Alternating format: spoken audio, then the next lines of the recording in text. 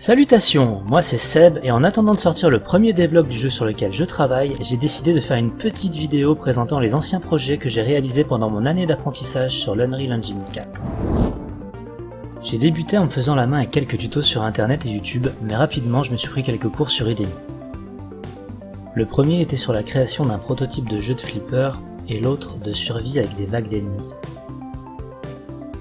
Bon ok, ça a pas l'air ouf, mais il faut bien commencer quelque part et ça m'a bien aidé à prendre le moteur en main. J'ai ensuite passé pas mal de temps avec un autre cours pour développer un système de skill utilisable à la manette. J'avais vite compris qu'utiliser des interfaces à la manette c'était pas le point fort d'Unreal. Et ce cours, même s'il m'a aidé à y voir plus clair, ne m'a pas rassuré du tout. Mais heureusement, il y avait d'autres trucs cool à apprendre, comme une façon de programmer des choses cachées ou des passages secrets par exemple. J'étais rentré dans le vif du sujet, j'étais persuadé que je pouvais commencer à faire un petit jeu et j'y ai donc intégré quelques trucs via des tutos, comme des coffres à ouvrir et ce magnifique système de combo. Comme c'était vraiment pas terrible, j'ai enchaîné avec un autre cours qui lui proposait de faire un prototype de FPS. J'ai donc pu essayer de nouveaux assets de nature plutôt jolis, avec ces fleurs, ces arbres, cette mitraillette, ce fusil. Oh, regardez, des grenades sauvages. Un FPS donc, avec son lot de gardes pas très malins, ses fusillades intensives et de l'action. Je suis pas un grand fan des jeux de ce genre, donc j'y ai pas ajouté beaucoup de choses cette fois. Juste la physique pourrie. On passe ensuite à mon premier projet personnel, un genre de clone de Diablo.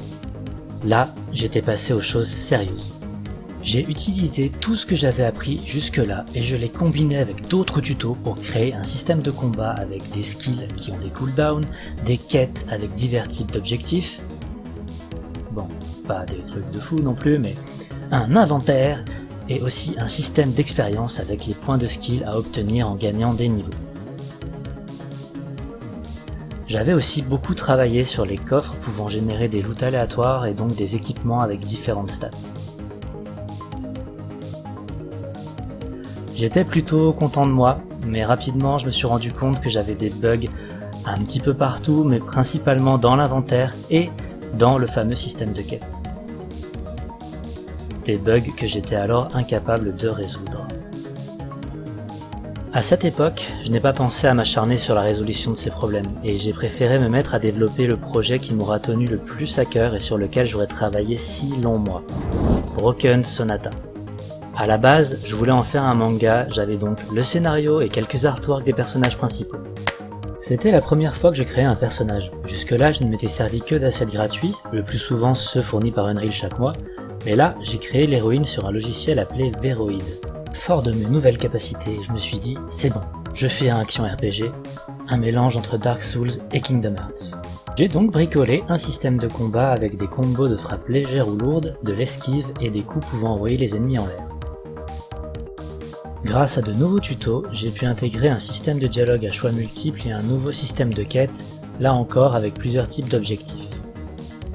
Je suis même allé jusqu'à créer mes propres aptitudes, comme ici une vue qui permet de révéler les secrets indiqués par la boussole en haut de l'écran qui devient jaune s'il y en a un à proximité. J'avais aussi un nouveau système d'inventaire pour ranger tous ces objets. Si j'en parle au passé, c'est que j'ai eu des problèmes techniques quand j'ai changé de PC. L'inventaire n'a jamais refonctionné malgré les dizaines d'heures que j'ai pu passer à débugger. Et puis en étant réaliste, j'ai passé 6 mois à créer environ 10 minutes de jeu. C'était pas gérable sur le long terme. Comme j'ai réalisé tardivement que je n'étais pas un studio de 400 personnes, j'ai décidé de voir plus petit et de revenir sur quelque chose censé être moins difficile à produire.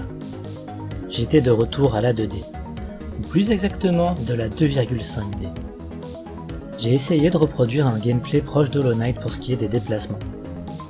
Par souci de simplicité, j'ai utilisé un système de dialogue tout fait qu'il suffit d'intégrer au jeu. J'avais programmé les trucs habituels, le système d'expérience, les skill points et les trésors.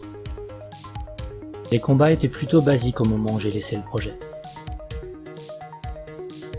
Un truc qui m'a pris du temps a été de créer entièrement la mécanique pour tirer et pousser les blocs servant à ouvrir les portes.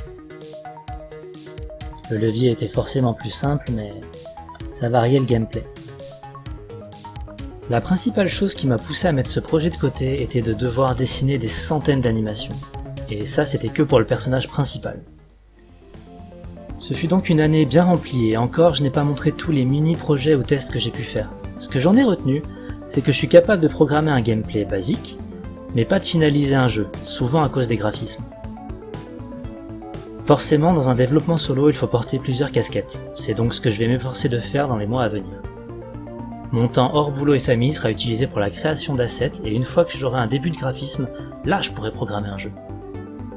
Je vous dis donc à bientôt, la prochaine vidéo sera normalement le premier devlog pour présenter tout ça.